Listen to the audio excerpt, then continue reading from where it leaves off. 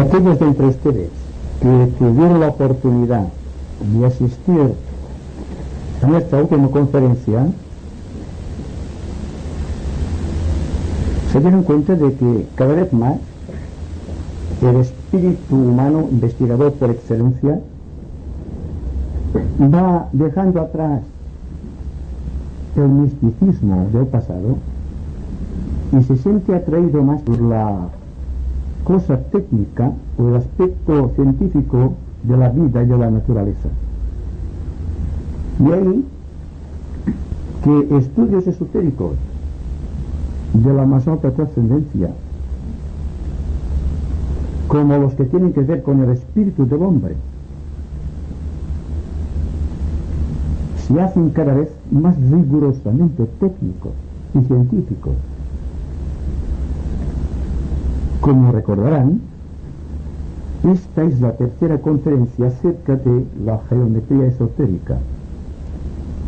Y la geometría esotérica tiene por objeto, yo diría, simplificar el campo del esoterismo, poniéndolo al alcance de la ciencia común, no la ciencia metafísica, sino la ciencia que todos hemos aprendido en la escuela y que se basa simplemente en figuras geométricas. De ahí la importancia que se le asigne a la geometría en ciencia, como a las matemáticas. También he dicho en repetidas ocasiones que el investigador espiritual tendrá que ser no solamente espiritual en el sentido místico, sino que tendrá que ser un buen geómetra, un buen matemático y un buen astrólogo. Y ahí, en estas tres palabras que son definiciones del espíritu investigador de la nueva era, vamos a recordar lo que dijimos en nuestra anterior conversación. Hablamos de perspectiva cósmica y dijimos que la perspectiva siempre es engañosa. Por sofisticados que sean los aparatos científicos que utiliza el hombre para investigar el cosmos, se encontrará siempre con aquel ángulo de declinación creado por el eje de la Tierra de 23 grados 28 minutos, que hace que exista sobre el planeta una refracción de los rayos solares. Si fuese solamente en el aspecto científico o astronómico, la cosa tendría solamente la importancia que se le asigna a que en unas regiones del planeta haga mucho frío y en otras un excesivo calor. Pero el asunto va más allá, es mucho más importante, porque cuando la declinación de estos ángulos de incidencia cósmica sobre el planeta Tierra inciden sobre el ser humano, existe entonces una declinación de orden psicológico o espiritual, y entonces la verdad espiritual se escapa, porque el hombre no puede aprender el sentido exacto del espacio y del tiempo, que es lo que caracteriza la vida física en el planeta y en el universo, y quizá en todos los universos creados por la divinidad. Entonces, si toda perspectiva es engañosa, lo cual significa que la visión va de fuera hacia afuera, hay que buscar otros métodos de investigación, y es buscar el aspecto espiritual o la perspectiva mística o la perspectiva científica por excelencia que surge del propio corazón. En el corazón se halla la medida de todas las cosas. Entonces hay que mirar desde el corazón hacia afuera y no desde afuera buscando el corazón.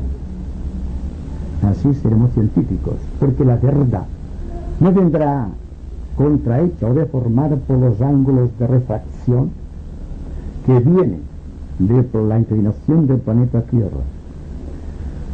Dijimos también que uno de los pasos más gigantescos que dio la divinidad y permítanme ustedes que hable de la divinidad en términos muy personales,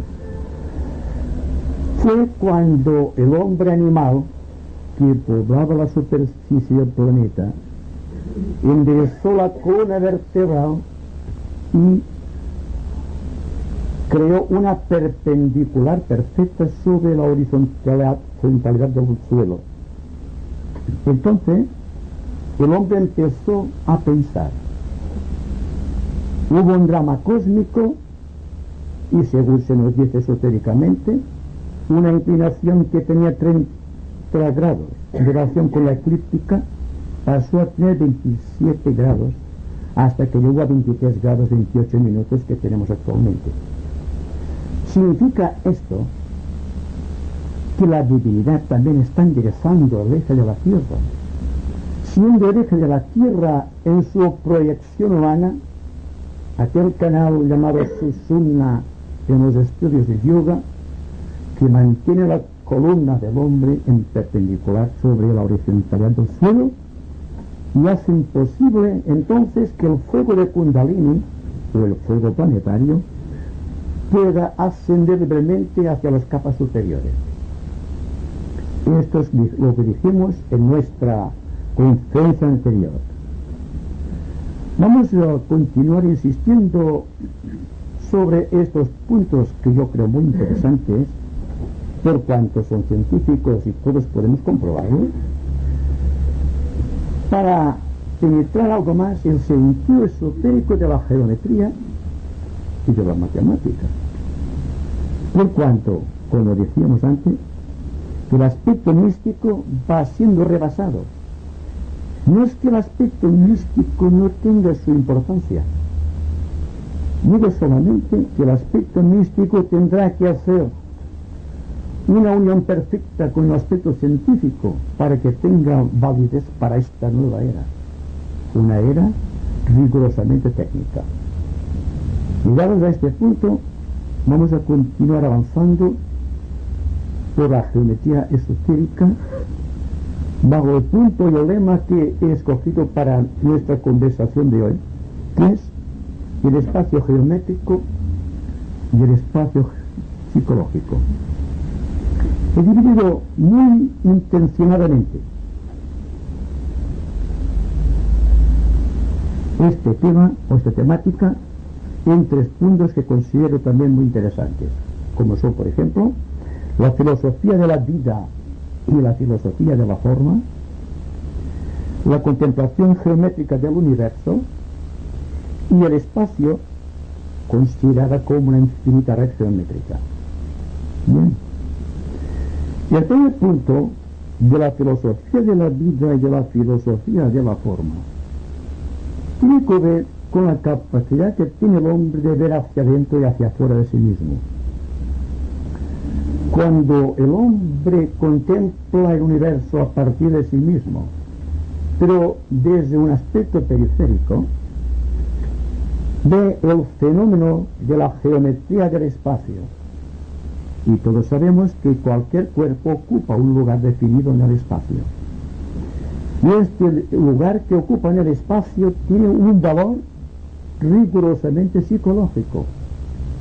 Es la posición del Sol, geométricamente hablando, con respecto a los planetas, y el aspecto del planeta con respecto a otros planetas, y el aspecto de los satélites con respecto a los planetas también, y la del hombre con respecto al planeta en donde vive y en donde tiene su razón de ser.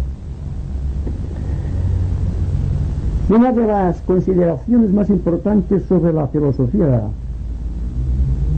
esotérica del espacio es que el espacio es poliédrico.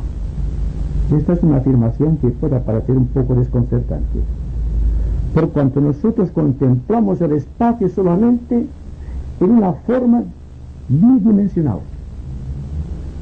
Vemos un plano del universo, pero el universo tiene un volumen.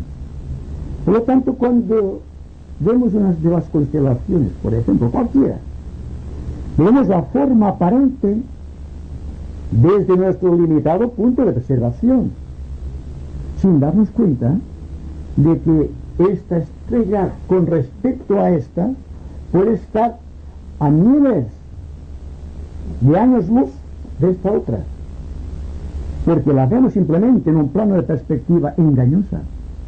Y ahí que la persona inteligente, cuando contempla el universo, debe hacerse la pregunta: ¿qué hay más allá de esa estrella? ¿Y qué hay más allá de la otra? Hasta ver que todas son figuras geométricas en forma de poliedro.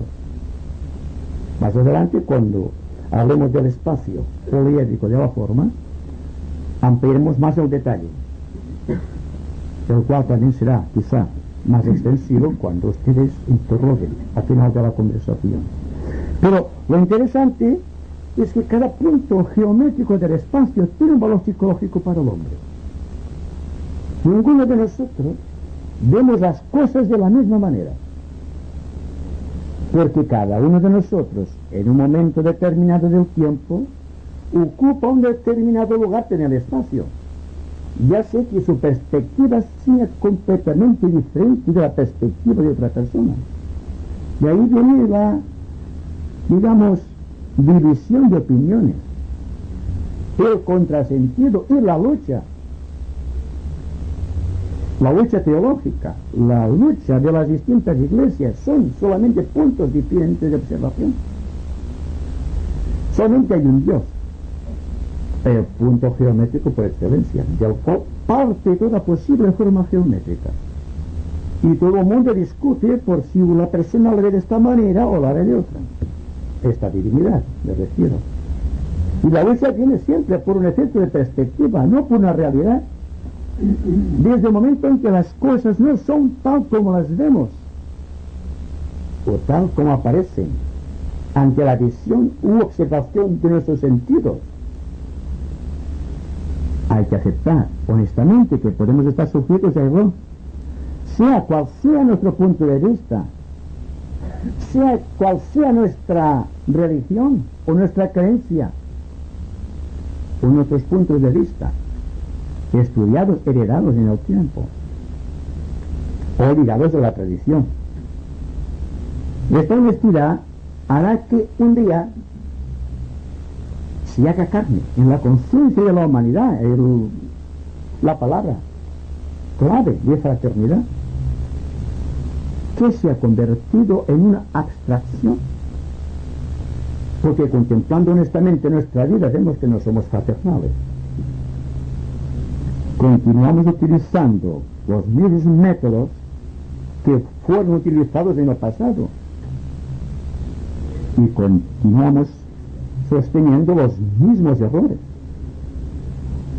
Es decir, hemos llegado a la consecuencia de que la mejor de las opiniones, y permítanme la paradoja, es no tener opinión. ¿Quiere decir esto que renunciemos a la verdad? Yo diría que la verdad es una ausencia de opiniones personalizadas, naturalmente. Porque cada cual tiene la creencia absoluta. Yo creo de buena fe que ellos tienen la verdad y que su punto de vista es el mejor de todos. Lo cual, desde el punto de vista de otra persona, puede ser vigorosamente distinto. Y entonces, si no hay fraternidad, si no hay comprensión, si no hay unidad de conciencia, ¿qué ocurre? La lucha y la guerra. Toda lucha entre voluntades opuestas siempre es por puntos geométricos distintos de observación. Sea cual sea el tema, sea cual sea la creencia, sea cual sea la religión. Y para que el problema humano sea todavía más complejo, tenemos los diferentes puntos de vista que nacen de la propia psicología y de los tipos psicológicos y de los temperamentos humanos. Nace otra forma de división y es ahí donde hay que trabajar muy intensamente para que la verdad, la realidad y la perfección a nuestro alcance sea algo posible, no a largo plazo, no en un futuro y lejano cielo, sino ahora y aquí en este momento.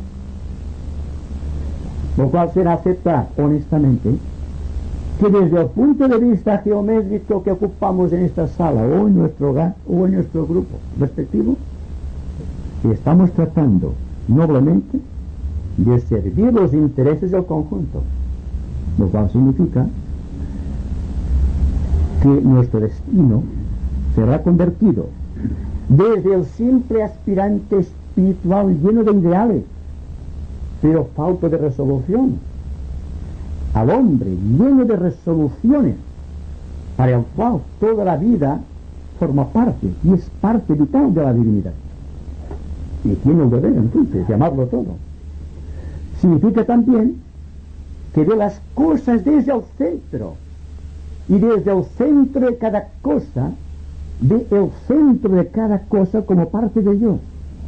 Y ahí está entonces el misterio místico de la fraternidad, realidad que se hace científica a fuerza de trabajar, en el empeño de luchar contra las tendencias innatas de querer o de estar persuadidos de que solamente nosotros poseemos la verdad y que los demás están en el error.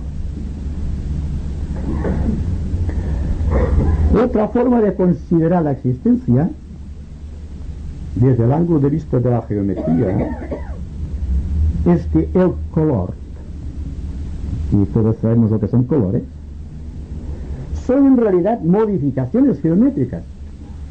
Es decir, que un tipo específico de red geométrica da un color,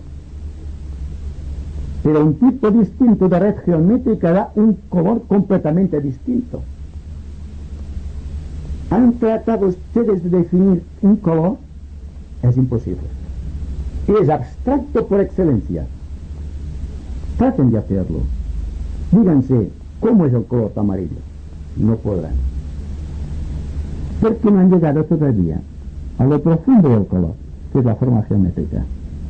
Bien, cuando ascendemos por las rutas del espíritu y vamos siendo cada vez más conscientes de esta unidad de conciencia que somos nosotros como parte de la divinidad, existe una transmutación de valores psicológicos que nos elevan por encima de nosotros mismos y hacen que veamos las cosas desde una perspectiva superior a aquella en donde se producen los hechos. Entonces los hechos se ven matizados por el color que les corresponde, pero al propio tiempo se ve la red geométrica que engendra aquel color, lo cual es una forma de identificarnos con el gran geómetra o el gran arquitecto del universo, de la divinidad. Y cuando Platón decía que Dios geometriza, podríamos añadir también que Dios geometriza a través de la ciencia de los números, lo cual significa que Dios no solamente es el gran geómetra, sino que es el gran matemático. Y no hay ninguna forma en la naturaleza surgida del espacio, perceptible o no a nuestros sentidos físicos, que no sea un resultado del número y de la forma. Es decir, todos tenemos un número internamente, todos tenemos una forma definida.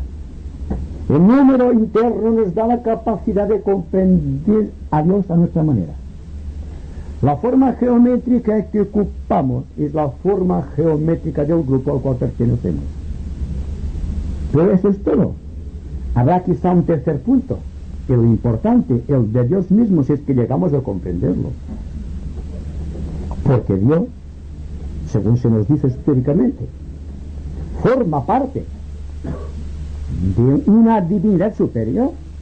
Es decir, que cuando hablamos de Dios con referencia a nuestro universo, no hacemos referencia a aquellos puntos de tensión creadora hacia los cuales nuestro universo con todo su contenido está dirigiéndose o está oscilando en aquella dirección,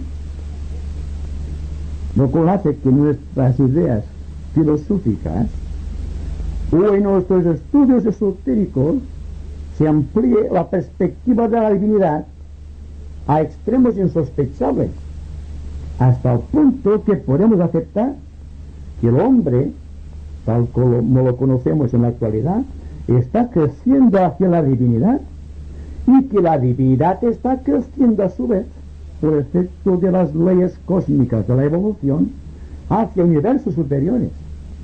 Y así extendemos la perspectiva hacia lo absoluto, allí donde nuestra mente no encuentra nada donde afianzar el entendimiento y queda sujeto a un vacío muy creador, pero sobre el cual no podemos discutir, porque tenemos que embebernos mucho del silencio creador antes de poder captar en su verdadera realidad y justeza una forma geométrica.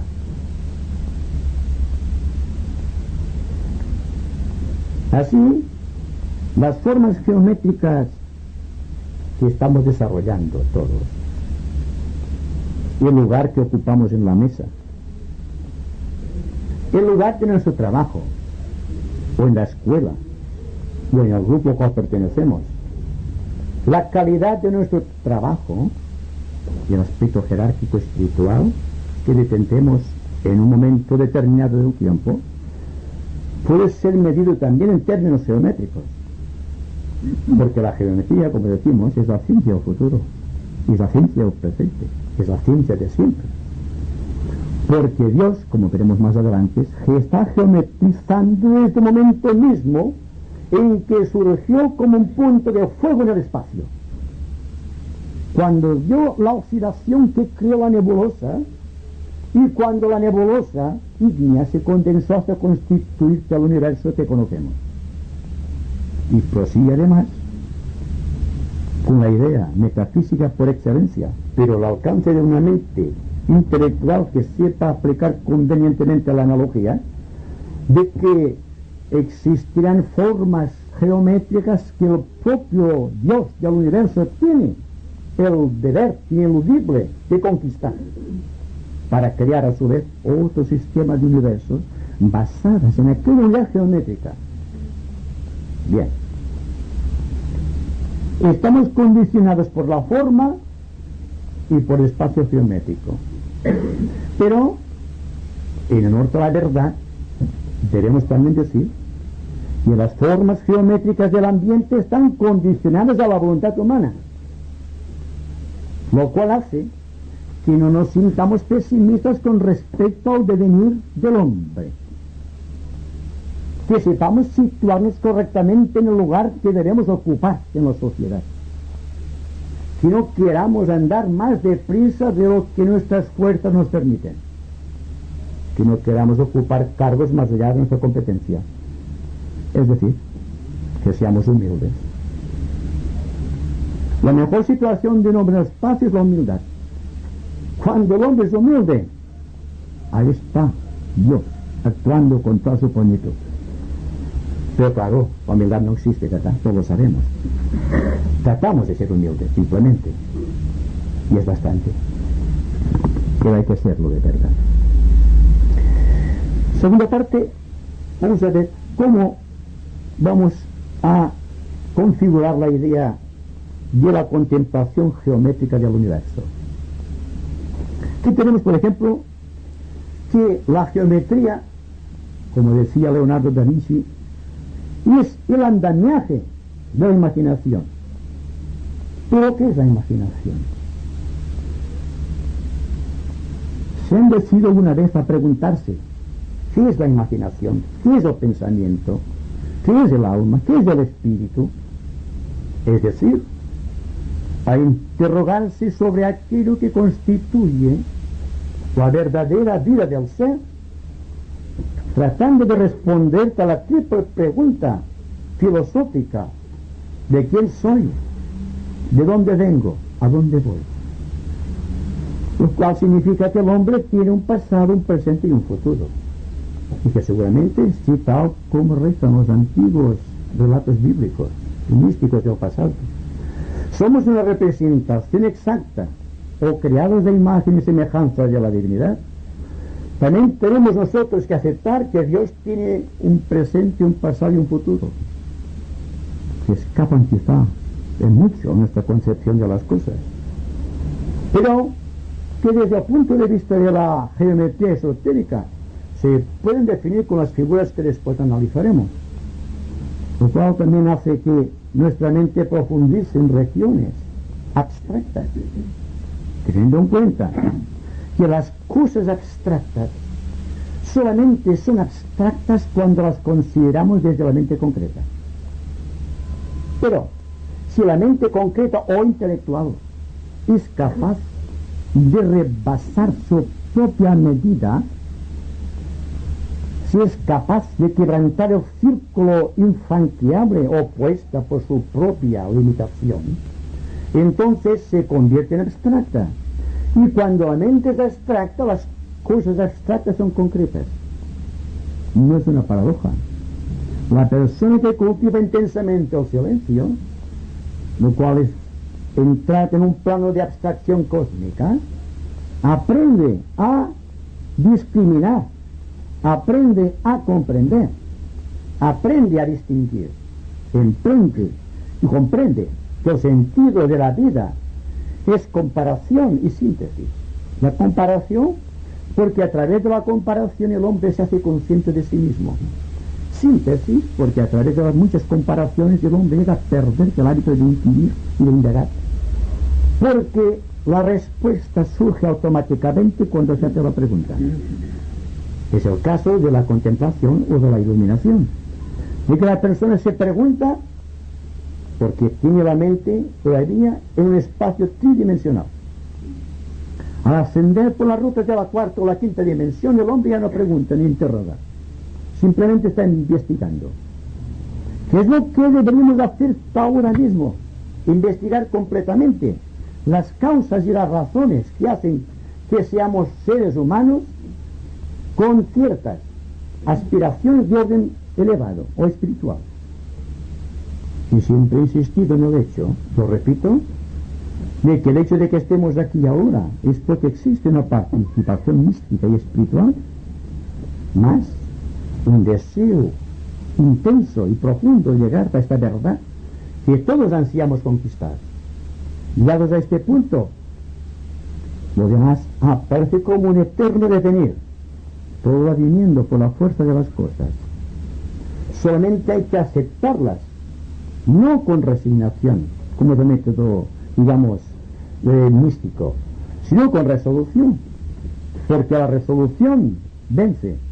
En cambio, el miedo perturba el espíritu y no hay visión, no hay forma geométrica definida. Y si existen formas geométricas son deformadas, no son regulares. Por lo tanto, escapan en mucho a la investigación del hombre que es creador. Bien, el espacio es una infinita red geométrica. Si ustedes contemplan el cielo en una noche estrellada, verán que existe una infinidad de cuerpos celestes brillando, unos más, otros menos, dependiendo de la distancia, dependiendo de la evolución o de la intensidad de aquellos cuerpos celestes, más unas formas geométricas definidas. Esotéricamente sabemos que la capacidad de imaginar a la que antes hacíamos referencia, y a la cual Leonardo da Vinci consideraba como la base de la creación, es la capacidad de crear formas geométricas mirando al espacio. Y Leonardo, tengo que referirme a él, porque realmente es el padre de la imaginación creadora en arte, decía: contemplar una pared bien arrugada y tratar de imaginar paisajes allí. Se desarrollará idéntica facultad que la del Señor del Universo cuando creó este sistema de mundos. Es interesante, y esto en una pequeña medida lo hacemos todos. Estamos imaginando una pared, estamos tratando de ver algo allí, caras, paisajes, todo esto. La imaginación es la base de la liberación, siempre y cuando no nos detengamos en las creaciones. La imaginación es cosa del corazón, el pensar es cosa de la mente. Una cosa es el número y otra cosa es la forma geométrica. La forma geométrica nace de la imaginación, el número nace del pensamiento. Pero la forma es concreta, el número es abstracto, siempre. La matemática es abstracta, tenedse cuenta de que una ecuación matemática, de la clase que sea, nos da la noción de una belleza artística, de una belleza imponderable desde el ángulo de la visión del esotérico. Porque no existe ecuación perfecta que no sea de una gran belleza plástica. Es decir, no vamos a hablar del binomio de Newton ni de una ecuación de cuarto grado, de quinto grado con determinantes. Y vamos a hablar de trigonometría. Vamos a referirnos simplemente a estas formas que vemos constantemente, que estamos produciendo. Porque la persona que es capaz de imaginar algo correcto, el fruto de su imaginación está engrosando el ambiente que nos circunda con elementos específicos de carácter creativo y por lo tanto afines con el espíritu de superación de la raza humana. En tanto que la persona que carece de imaginación, y hay un gran número en la humanidad, solamente crean imágenes sin forma. Imágenes que no tienen importancia alguna desde el ángulo de la evolución.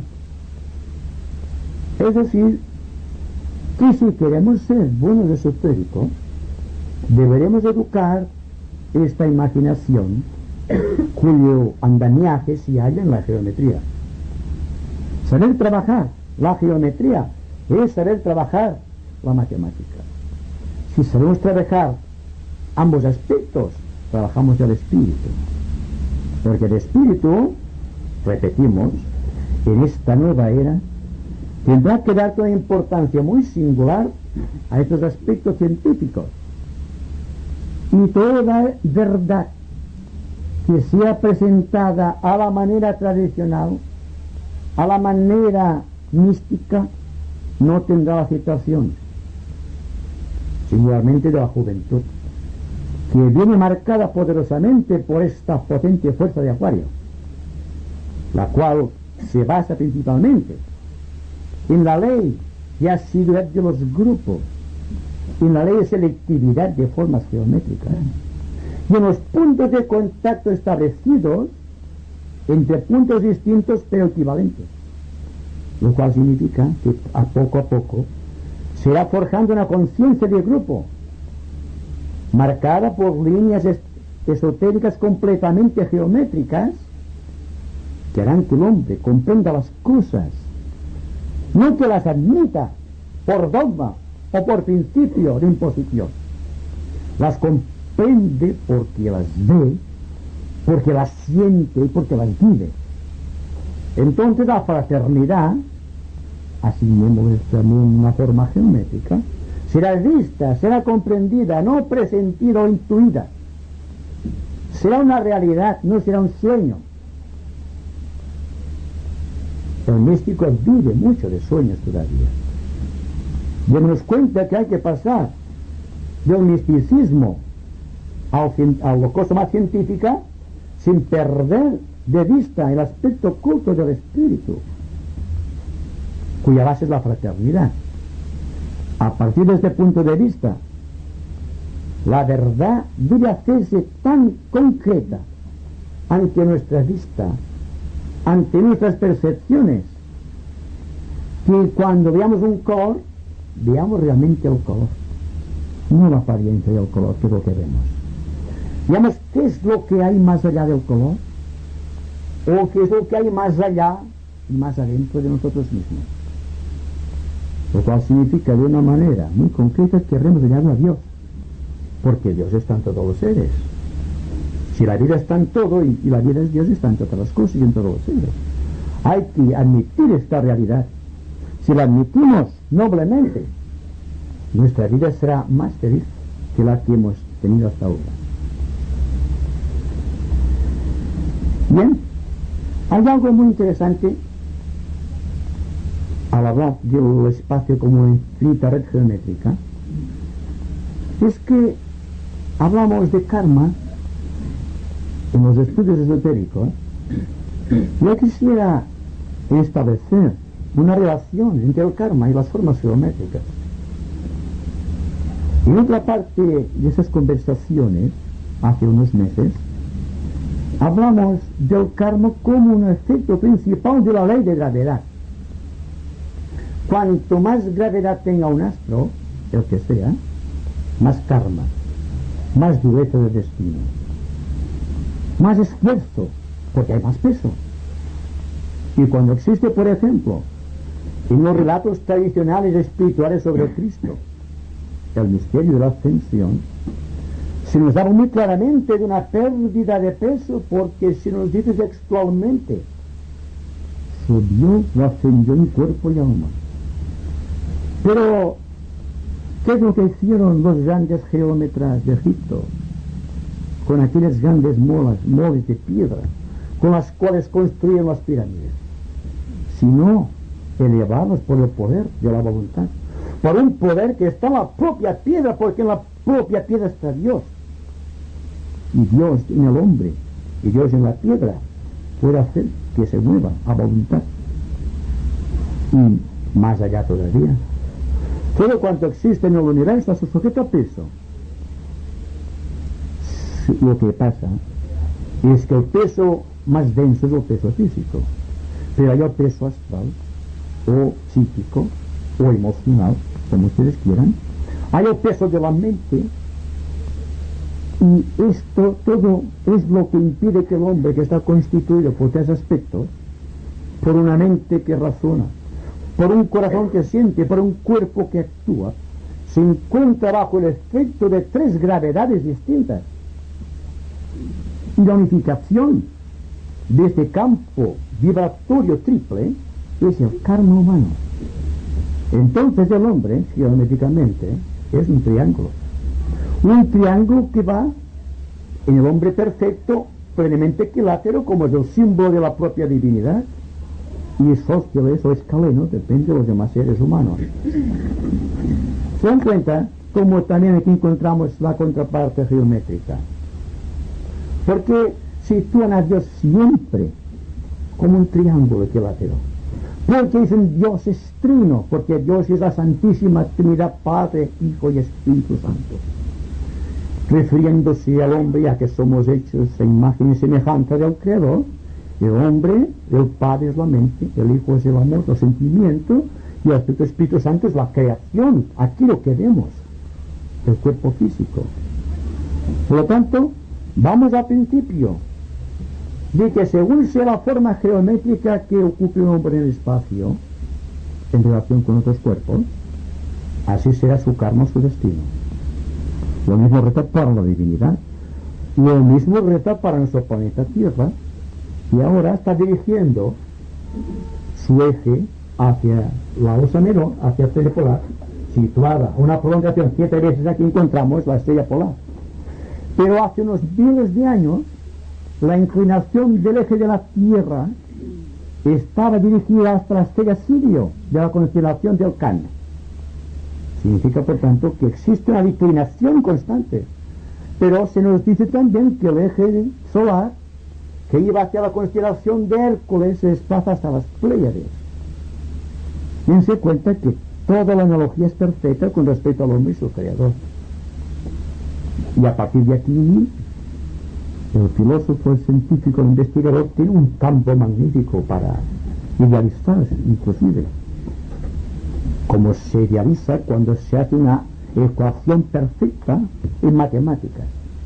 Hay una belleza matemática que es la belleza perfecta de la geometría, siendo la unión de ambas ciencias el espíritu, la rectitud, el hombre que ve las cosas en su justa proporción. Bien, vamos a hablar un poco de nuestro universo. Lo conocemos solamente de oídas y de vista un poquito, pero en las ocultas entrañas de cada ser humano existe la memoria indeleble de la divinidad. Dios ha impreso sus caracteres en el hombre hasta el punto de que el hombre responde solamente a estímulos de la divinidad. Si le preguntamos a un niño cualquiera, y esto lo he dicho varias veces en nuestra era, que dibuje una casa, nos hará seguramente esto: un cuadrado, y encima le pondrá esto, en general. ¿Y qué hará después? Si el niño tiene un poco de imaginación, y los niños son muy imaginativos, aquí le pondrá esto.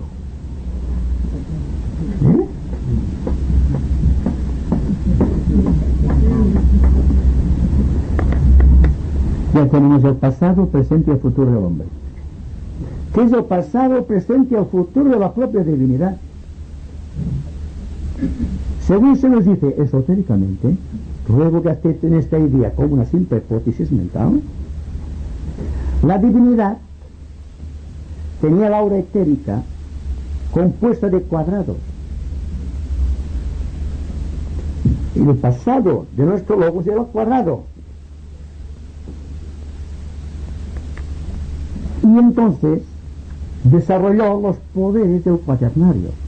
Desarrolló el cuerpo físico, el cuerpo emocional, el cuerpo mental y el cuerpo etérico. Y entonces desarrolló lo que técnicamente definimos su personalidad creadora o psicológicamente hablando, su identidad en el tiempo y en el espacio.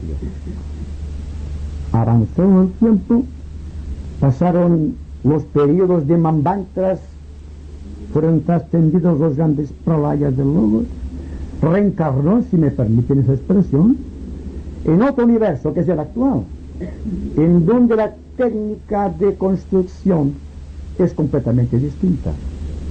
Y entonces está desarrollando la capacidad creativa del triángulo, el aspecto superior del hombre, es decir, aquello que en términos ocultistas definiríamos como la tríada espiritual o Atma, Buddhi y Manas, Manas superior. Y naturalmente, ¿qué es lo que buscamos a través de esto? El tercer universo. Entonces existe también para el propio logo solar una meta reconocida, el tercer universo. Está en el segundo. Pero naturalmente esto es visto en un plano, digamos, de simple perspectiva.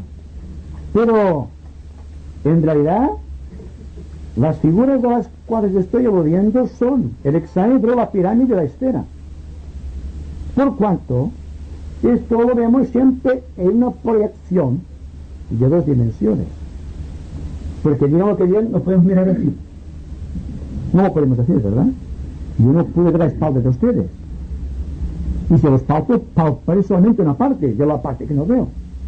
Pero, ¿es realidad esto? No. Estamos viviendo una vida realmente ligada a la tradición y a la perspectiva. Entonces, habrá que aceptarse como lógica la idea de que la perspectiva verdadera es el volumen. Significa también que para que la visión del volumen sea perfecta tenemos que ascender a la cuarta dimensión. Y entonces vemos la figura geométrica perfecta. El cuadrado se convertirá en un hexaedro o cubo. El triángulo equilátero se convertirá en una pirámide de base rectangular. Y el círculo, que es el centro del sol, y verán ustedes que todas las grandes religiones aceptan el círculo como un sol en forma de oro, es siempre la esfera, una esfera luminosa que permite que la persona se identifique con su propio creador.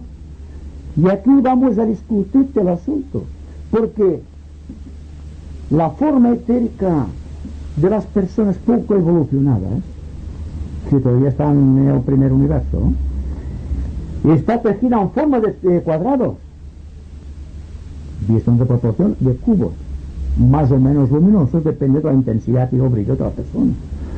Que las personas evolucionadas de nuestra era actual tienen un cuerpo etérico compuesto de redes triangulares, porque están dentro, inmersos en el segundo universo.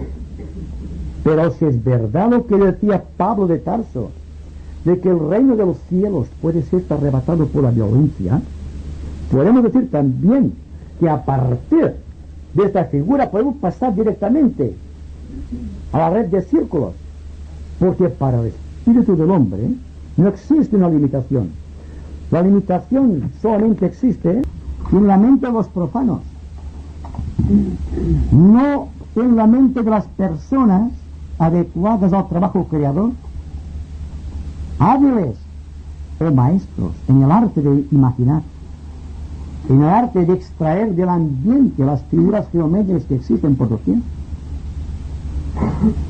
Entonces, si la voluntad del hombre es la creación, lógicamente deberemos pasar del hexaedro a la pirámide y de aquí a la esfera. Es la forma mística de la creación. Y no podemos pasar de esto, porque de estas redes se pueden sacar todas las redes posibles en el campo de la geometría. Y en la planificación psicológica del hombre, en la cura de enfermedades, se tendrá en cuenta la cromología, porque el color es la base de la curación, no por el color en sí, sino por las formas geométricas que están detrás del color, que están recibiendo los impactos del cosmos, unido no por perspectiva, sino por ángulos perfectos de orientación cósmica sobre aquellos centros ocultos de la humanidad o del hombre, que son aquellos que tenemos aquí. Es así que cuando decimos que Dios geometriza, cuando lo aplicamos al hombre, podemos decir que el hombre geometriza constantemente. Esos son los centros, los chakras. Nosotros, internamente, en nuestra vida oculta, en nuestra compleja red etérica de nadis o cuerpo etérico, tenemos todas esas figuras, porque la geometría está basada en la divinidad, y cuando la divinidad imprime sus caracteres en el hombre, también geometriza a través del hombre. Así, el centro moradar tiene 4 pétalos. Desde luego,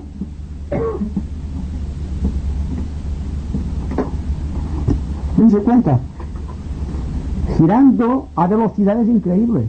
Es el asiento de Kundalini. El Shaktavadhisthana tiene 6 pétalos. ¿Por qué tiene 6? Tiene relaciones 6 con todo aspecto geométrico de hexágono en el universo. Dense cuenta que todo se basa en la realidad científica y filosófica de que Dios está geometrizando a través de la ciencia de los números. La forma siempre es un disco oscilando a grandes velocidades. Los números son los pétalos a través de los cuales la energía geométrica del universo se está introduciendo en los vehículos del ser humano. El centro Manipura del plexo solar tiene 10 pétalos y va enseguida hacia arriba. El centro del corazón tiene 12 pétalos. Y hay el misterio del planeta Júpiter, porque hay una relación entre nuestro planeta Tierra y el planeta Júpiter y las 12 constelaciones del zodíaco y los 12 discípulos del Maestro Jesús, porque la divinidad está enviando su fuerza a través de las 12 lunas que tiene Júpiter. Júpiter, según se nos dice, es el astro más revolucionado de nuestro sistema solar. También se nos dice que tiene una relación con la divinidad, la misma que tenía el discípulo Juan con el Maestro Jesús o con el Cristo. Lo cual decimos que el Maestro Júpiter, en relación con el sistema solar entero, con el Sol, es la misma que existía entre Juan y Jesús. Entonces, las 12 constelaciones están gravitando sobre las 12 lunas. Las 12 lunas son el centro del corazón que tiene 12 pétalos. Y entonces ahí está el misterio que hemos descrito varias veces, como los trabajos de Hércules. Hércules debe ser perfecto en cada uno de los signos del zodíaco, según reza la tradición esotérica. Entonces tendrá que ascender por la ruta, y cada nueva fase de existencia tiene que revelar uno de los pétalos sagrados del chakra cardíaco. Cuando todo esto está desenvuelto, se llama chakra coronario, y en el centro del loto de los 1000 pétalos, 960, pero se llama loto de 1000 pétalos, si abres compuertas y en el centro místico del loto de 1000 pétalos, hay un pequeño pétalo con 12 pétalos pequeños, que son la representación que viene del chakra cardíaco. Entonces el corazón y la mente están en el mismo sistema de relación, contacto y analogía. Y entonces, según se nos dice, Hércules es perfecto. El hombre ha alcanzado la perfección. El hombre ha llegado a la cima de sí mismo, se ha convertido en parte consciente de la propia divinidad. Y va siguiendo hacia arriba, buscando la analogía de todas las formas existentes, de todos los rayos que pertenecen en forma también numérica. Porque un rayo sumado, por ejemplo, con el número de pétalos da un número sagrado. Un número sagrado que tiene una vibración, que tiene un color de una forma geométrica. Ya estamos con lo mismo. Para llegar a la conclusión de que todo es geometría, pero todo es espíritu. Vamos a terminar con algo muy interesante, que es que los elementos químicos tienen figura poliédrica.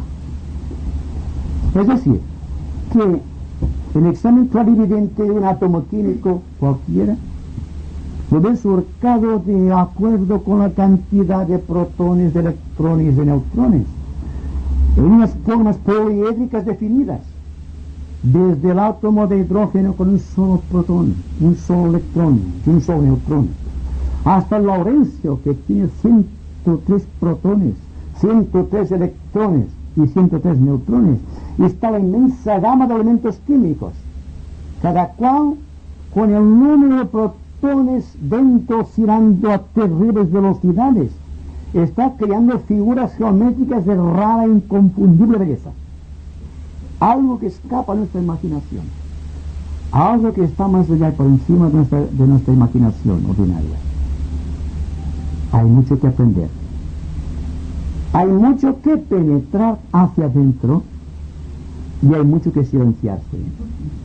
Hay que llegar a un estado de pureza mental en el cual veamos que todo el universo es una forma geométrica que nos envía radiaciones convertidas en colores, y que estos colores engendran las cualidades que caracterizan nuestra psicología humana.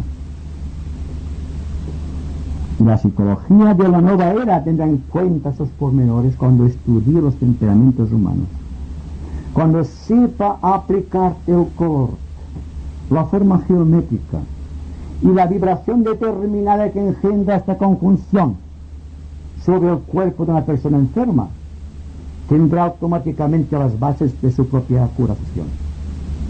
Es decir, estamos marchando a pasos de gigante hacia aquel punto en el cosmos, en el planeta, en el hombre, en el cual no habrá enfermedades en la tierra, ni habrá lucha fratricida como hasta ahora.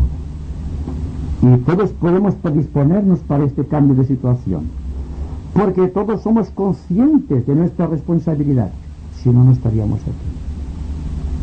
Hay que marchar juntos en este aspecto, que nuestra posición geométrica en la sociedad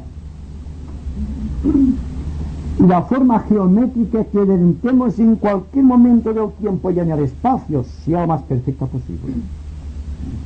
Pero me refiero a belleza física, me refiero a la belleza del alma, y eso todos podemos construirlo de nuevo. Y ahora ustedes pregunten, ¿de acuerdo a lo que se ha dicho o lo que se dijo en anteriores ocasiones?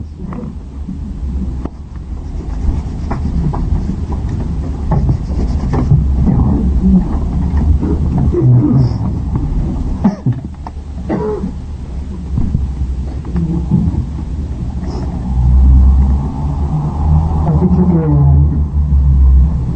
el acuario consigue traer una cierta selectividad de grupo, y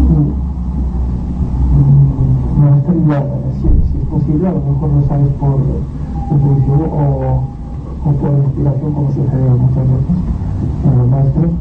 Yo estoy un poco acuario y Incluso no he sabido ver ese distintivo o ese impulso motorial hacia esa cosa de selectividad de grupos, partiendo porque el propio signo en sí, aparte de la experiencia, sí se nota que hay una proliferación de grupos extraordinaria de Acuario, pero quiero decir si de la misma esencia de Acuario puede surgir ese concepto de formación y de selectividad y de grupos.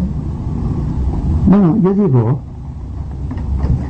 que cuando la persona sea inteligente en un grado aceptable,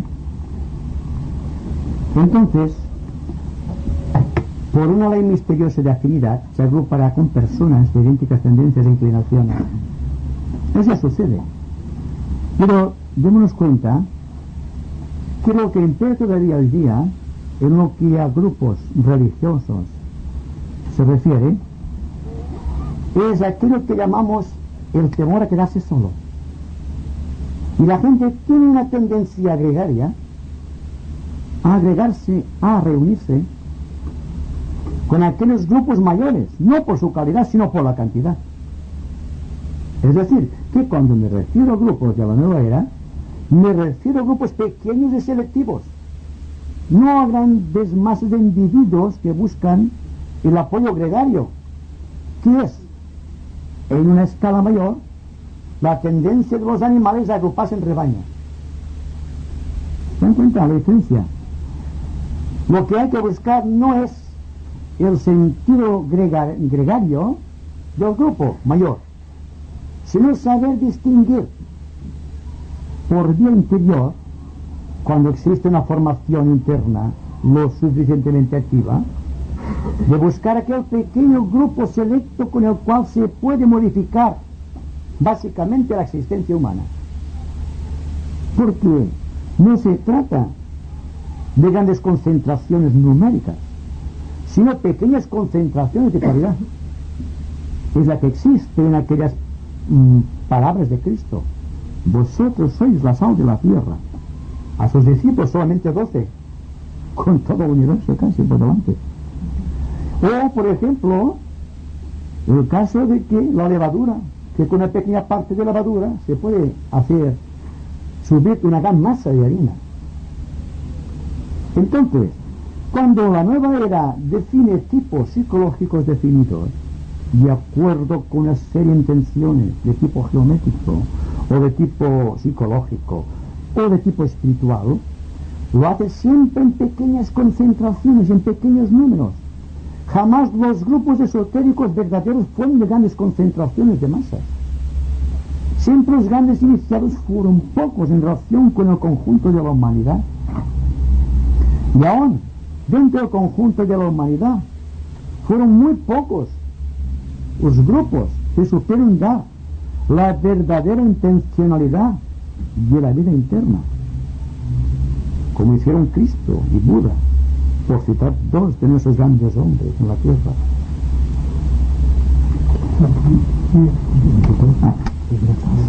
No sé.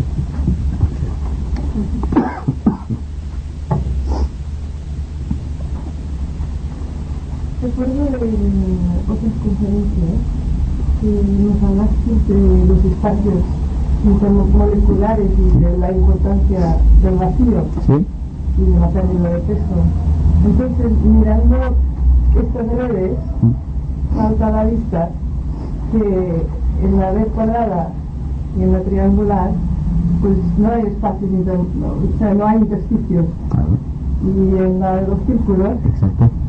empiezan a ver. ¿Nos podrías decir algo? Sí, bueno, hemos hablado que en los espacios intermoleculares, creados por los espacios circulares, existe una forma de vida completamente distinta a la humana, que al parecer sigue la misma corriente de vida que la humana. Es una corriente de vida que, si nos referimos a la tradición, diremos que son ángeles. Pero la palabra ángel, debido a la tradición, cae un poco negativo en una explicación científica. Así que yo, a lo que la tradición religiosa asigna el nombre de ángeles, yo le llamo energías individualizadas. Existe una serie de energías individualizadas que están viviendo en el interior, en esos puntos vacíos entre dos circunferencias. Entonces demos cuenta que los ángeles son superiores al hombre. Viven siempre en redes de forma circular. Es donde simplemente aquí no hay ningún intersticio, no hay ningún espacio intermolecular para poder habitar. Es decir, ¿qué es para nosotros un espacio intermolecular? El espacio donde aparentemente no hay nada. Está fuera de la órbita de nuestra concepción geométrica. Porque si no vemos nada, está más allá nuestra concepción. Entonces se trata de redes desconocidas, que son las redes del futuro, donde se va a basar la estructuración de las formas verdaderas. Además, del círculo nace el universo. Un círculo, un punto en el centro, ya tenemos la imagen de la divinidad. Y el punto dentro de una circunferencia, ustedes me pueden hacer todas las formas que quieran, geométricas. Por lo tanto, se trata siempre de ver las cosas que decimos aquí, ampliándolas constantemente, como en este caso. Ahora tenemos el apoyo de una red circular. También significa que el hombre perfecto tendrá condicionado, o tendrá dispuesto, o tendrá construido su cuerpo etérico, o doble etérico, o campo magnético, en forma de círculos. Significa también que entonces se podrá poner en contacto con esas energías que están viviendo, coexistiendo con su propia aura magnética. Ahora hablamos, permítanme el nombre, de los ángeles en términos de abstracción. Como hablamos de cualquier cosa, como del amor, por ejemplo, en forma de abstracción, porque no lo conocemos, porque no lo estamos, digamos, poniendo en evidencia, pero vamos a afinar. De la misma manera que el Señor del Universo pasa del hexaedro a la pirámide, de la pirámide a la esfera. Y cuando la esfera ha sido consumada, se llega al final del universo. Pero como que la figura del universo es la esfera con un punto en el centro, ya puede surgir aquí toda forma de creación con formas distintas, superiores. Entonces, con concepciones geométricas más allá del entendimiento de los maestros, incluso de los shuanes, incluso de los señores de los mundos. ¿Comprenden? Lo que estamos diciendo, investigando, está más allá quizá de lo que podemos hacer. Pero hay que lanzar la flecha cuanto más arriba mejor, para quedar donde podamos, pero siempre más arriba de donde estamos ahora. Bueno, yo volviendo al aspecto de la era de Acuario y del aspecto grupo,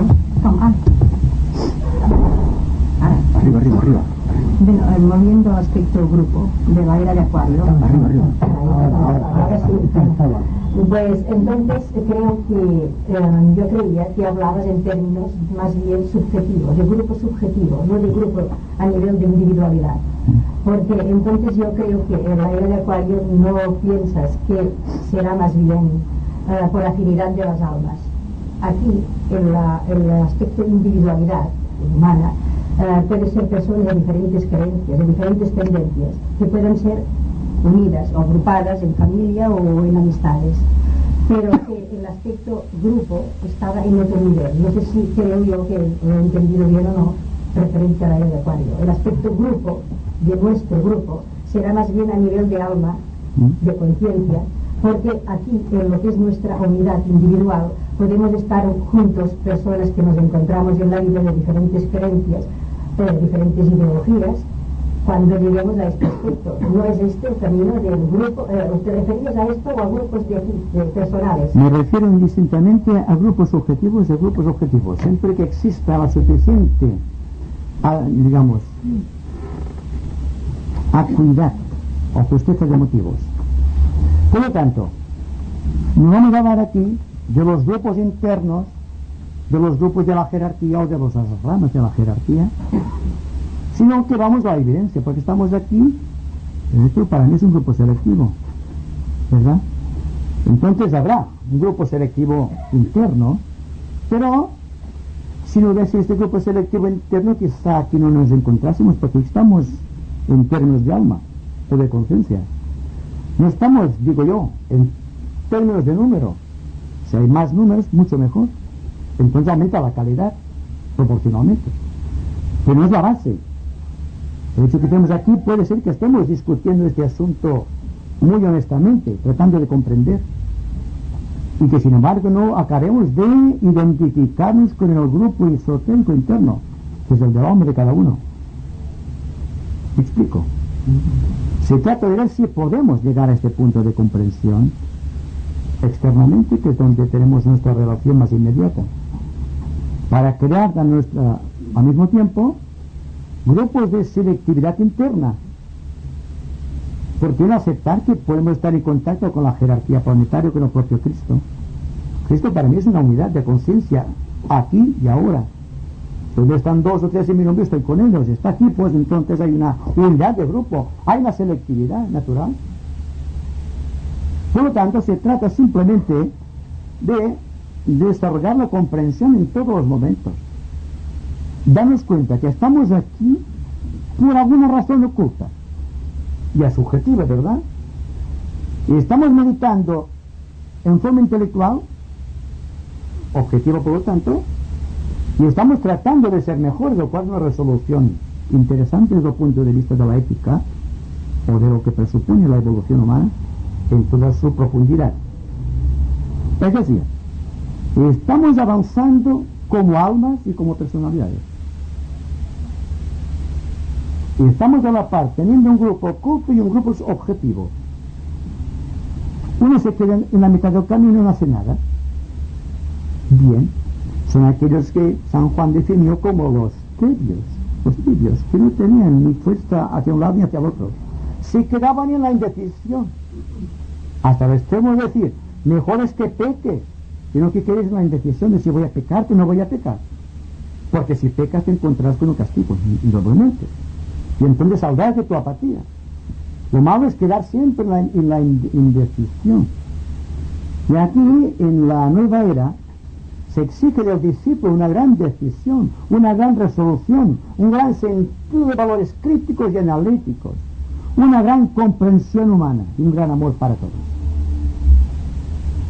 Con esto se ha dicho todo, pero hay que repetirlo 1000 veces todavía para que se ancle en nuestro corazón.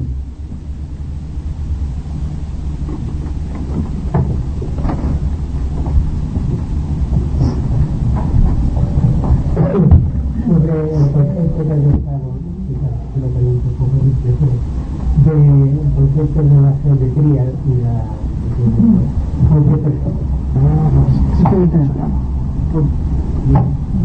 porque personalmente uno no conoce en absoluto nada de geometría ni de ética, si realmente se ha hecho consciente, puede tratar de incluir todo este universo en esa forma geométrica y numérica. Sí, absolutamente. Siempre he dicho y repetiré hasta la saciedad que si hay atención, la persona registra en su corazón todo cuanto se dice. Aparentemente son ideas sueltas, retazos de ideas, podríamos decir, que no dicen nada, pero el corazón lo dice todo. Lo que no comprende la mente lo sabe el corazón. No tiene necesidad de comprender, lo sabe. Solamente el estímulo de afuera hace surgir aquello de dentro. Es decir, si estamos atentos, no cuando estoy hablando yo, cuando hablo de otra persona, o cuando discuta con sus amistades, procuren estar atentos. La atención es la base de la imaginación. Porque si no pueden tener un punto de vista muy objetivo sobre el universo, jamás podrán ser creadores. Es decir, que la imaginación, como decía Leonardo, el gran Leonardo, se basa siempre en la imaginación y en el andamiaje de la geometría pura. No puede haber una imaginación flotando en el vacío.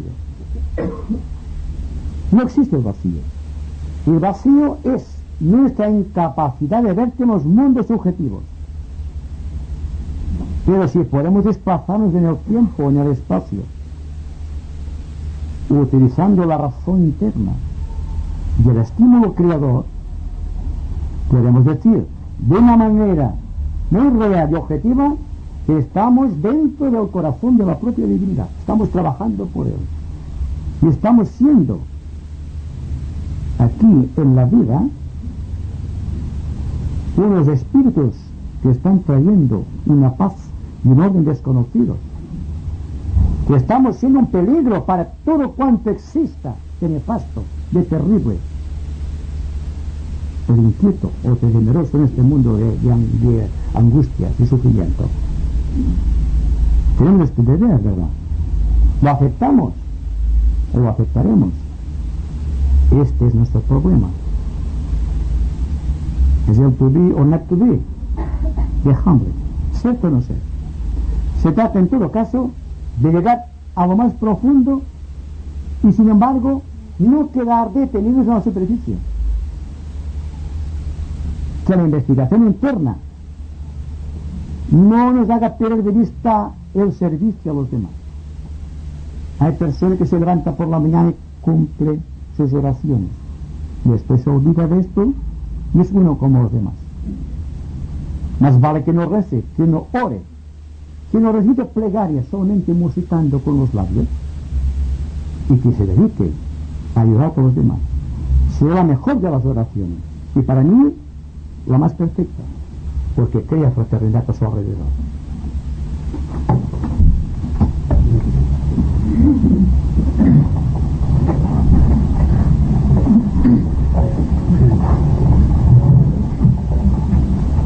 Quiero preguntarte si la figura geométrica de la pirámide de base cuadrada puede tomarse como un símbolo de la personalidad que intenta integrarse con el ser superior, o sea, con el alma. Yo diría que la figura geométrica con base rectangular, con base en el cuadrado perfecto, es un símbolo de que la tríada domina al cuaternario. No, es una posibilidad, es un hecho. Es la figura perfecta del creador en este universo de segundo rayo. Es decir, es perfecto en todos sus detalles. Cada uno de los 4 lados de la personalidad están integrados. Se ha creado la casa como familia. Porque en los tratados esotéricos y místicos se dice, cuando se habla del reino de los cielos, la casa del Padre. La casa. ¿Y por qué todos los símbolos místicos tienen el círculo perfecto en oro, en plata o en cualquier metal? Como el símbolo perfecto. La hostia sagrada es circular, no es cuadrada, ¿verdad? Porque en realidad está buscando aquella red misteriosa de círculos. Y todo cuanto se acerque a la figura del círculo es buscar la perfección, la hermosura de líneas. Hay una belleza matemática cuando la ecuación es perfecta, tiene aquella forma. Y el aura de un adepto, es decir, de un superhombre o de un maestro de compasión, de amor y de sabiduría, es de círculos. Y se realiza el mágico prodigio de que no tiene sombra. El hombre tiene sombra porque todavía no alcanzó la perfección. Un diamante bien tallado, por ejemplo, tiene muchas facetas, pero nunca llegará a la perfección de la esfera de cristal, que puede ser visto en todas direcciones, sin deformación alguna, si es cristal bien tallado y de roca, que es la superación de un reino mineral. Solamente hay que emplear la analogía, y a través de la analogía ver que también es el símbolo digamos, del cáliz y del verbo. El cáliz es triangular, una base cuadrada, como teníamos los blancos, por ejemplo. Esto naturalmente era en esta forma, ¿eh? Y aquí la semiesfera, y aquí la esfera. Los grandes sacerdotes hablantes tenían este símbolo, este cáliz. Solamente que habría la deformación y ahora las iglesias procuran tener un ornamento de gran lujo y de gran valor, creyendo que así el misterio será más valioso. Y lo cual es al revés, porque esto era una cosa natural, sencilla, rústicamente labrada quizá, pero había humildad en el corazón todavía, como en los antiguos cristianos. o como en los hombres de bien de nuestra época. Entonces, esto es el símbolo del hombre, por ejemplo.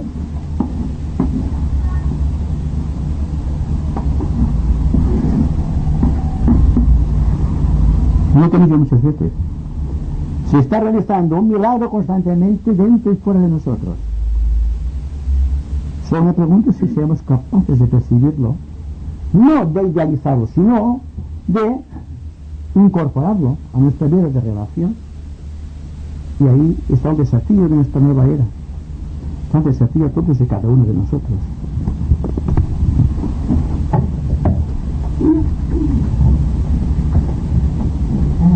Veo que ahí hay los rayos, los números con pétalos y todos los números que están. O sea que en un principio el séptimo rayo, que es el de ceremonial, Sí. pues entonces la base esta del ser fundamental. Sí. Sí. Entonces el ceremonial de hacerse los pétalos, que cambia de forma ya, Sí. que le da vida para la transformación que el siguiente ya Va ascendiendo, Exacto. Va ascendiendo y aumentando el número de pétalos. Exacto, sí.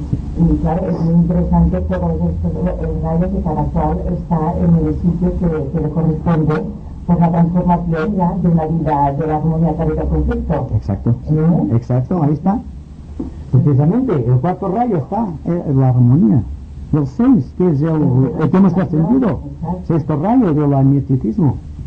Y ahora pasa al rayo, digamos, al quinto rayo, que es el de la ciencia. Significa que estamos desarrollando a través del quinto rayo 96 pétalos, repartidos de 48 cada lado. Uno está conectado con la mente y otro con el corazón, buscando la síntesis, buscando despertar del chakra cardíaco del coronario. Es decir, que primero el hombre debe comprender y después vivir. No puede vivir sin comprender. No puede vivir la paz sin comprenderla, sin tener una imagen de la paz. Es decir, tampoco vamos a buscar que la paz está en el primitivo, que no es muy simple en sus cosas. La sencillez encarna la humildad, que está en la perfección del 12. Pero no es este el caso. Porque no vamos a decir que un salvaje sea perfecto porque es sencillo. No tenemos que escoger en la selva. No está sujeto a la vida presurosa. Lo interesante es que el discípulo moderno sepa vivir en la abundancia y coger solamente lo necesario. Tal vez no se necesita mucho. Ahora el deseo es extenso, que siempre más de lo que tiene. Esta es la lucha. Hay, permítanme decirlo, una deformación geométrica aquí, perfecta. Y entonces, al haber deformación no existe una visión correcta. No podemos comprender la vida si no somos humildes en el corazón. Aunque aparentemente seamos complicados, pero el corazón sea puro siempre. Hay personas que tienen una mente muy extensa, son eruditos, que dicen que son inteligentes, para mí que no tienen esa erudición, pero lo que interesa es que en el fondo exista una humildad. Porque la persona que tiene muchos conocimientos suele caer en el orgullo espiritual de la posesión. Yo tengo más conocimiento que tú. Si en el corazón todos somos iguales, Dios está en todas las cosas.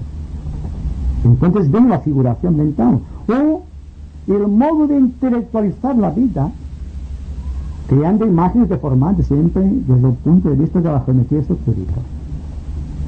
Y para mí estamos creando aquí una figura geométrica perfecta. Por el hecho de que estamos atentos, simplemente por esto. Y cuando hay atención, hay silencio, no hay lucha. No hay necesidad de luchar cuando hay atención, ¿se dan cuenta? Existe un silencio natural. No son las palabras, es el interés que suscita cualquier idea. ¿Qué figura sería esa? ¿El triángulo en la que tú serías la punta o bien el círculo en el que serías tú el punto céntrico que aglutina todas las partes de la circunferencia? Bueno, si pueden coger esto aquí, por ejemplo, voy a hacer así. Perfecto.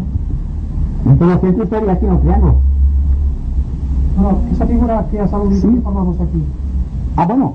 Aquí. Sí, no, está. Y les voy a decir por qué. Porque si admitimos que estamos desarrollando el cuaternario, yo estoy aquí, ustedes no hacen esto. Con ustedes, una pirámide. Bien, yo no sé dibujar como ustedes. Pero si hay un cuadrado aquí, que es el cuaternario, y están atentos, como estoy diciendo, están creando puntos de todos los rangos posibles. Están creando una pirámide. ¿Se dan cuenta? Estamos creando una pirámide.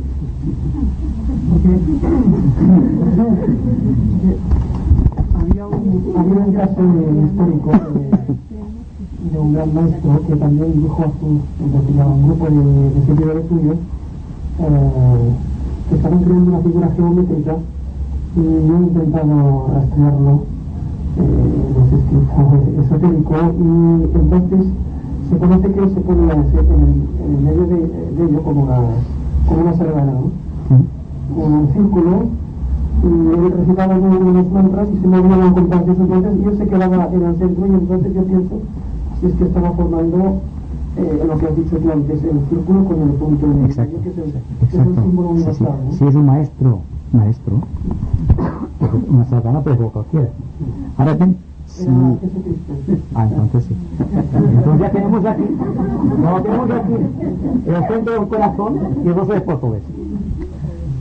Siendo apóstol todo aquel, o discípulo todo aquel que tiene rectas intenciones.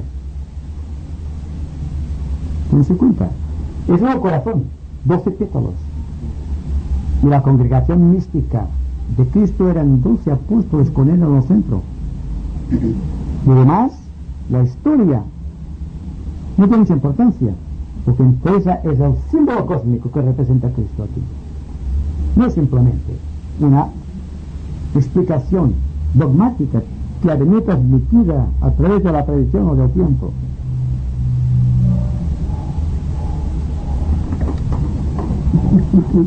Sin palabras. Parece un maestro de la pintura para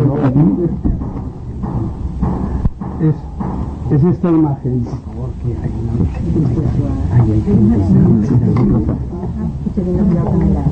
ahora sí puedo.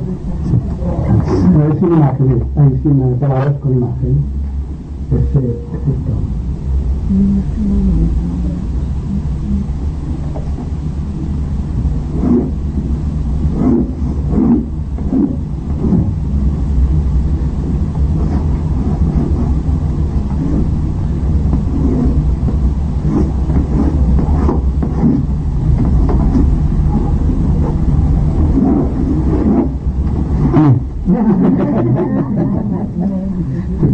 Estoy en coloreo también, ¿eh? Hacia arriba y hacia abajo, ¿qué dirección? Hay que conocer la geometría. Y no dudo que algún día el amigo Gomín nos dará una explicación sobre la geometría esotérica, porque él da clases de estructuración de formas, sobre la técnica de la nueva era, en su clase de la escuela Massana.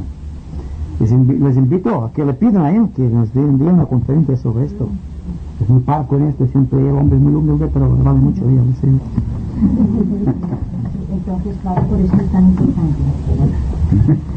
Por esto es tan importante el cuadrado, o sea, la personalidad. Lo que decimos, estar dentro de una personalidad, trabajar esta personalidad, para poder encuadrar este cuadrado en la estructura del mundo. Justo. Es como un rompecabezas. Si un rompecabezas no es esto, malo. Ese perfecto cuadrado que es el símbolo de la integración. Claro. Cuando hablando en términos de meditación esotérica decimos está integrado, suponemos que la mente, el corazón, el ánimo, la conducta entera está equilibrada, porque hay una tensión suprema hacia el centro, hacia aquel círculo perfecto. En todas direcciones encontramos siempre el círculo de expansión, el círculo de la mente iluminada, el círculo de la iluminación, el círculo de la resolución. En cuanto al esfuerzo decimos el círculo del esfuerzo, hay la pirámide del esfuerzo, o el cuadrado del máximo esfuerzo. Para llegar a un punto, y ustedes notan dentro del momento, cuando hagamos el silencio, que estamos creando una figura perfecta en forma de esfera, visto desde los planos esotéricos, desde los planos ocultos. Porque si hay una manera objetiva de definir el silencio, es la bola de cristal. Hay un tema para meditar aquí. Yo creo que podemos empezar un poco de silencio para no cansarnos más.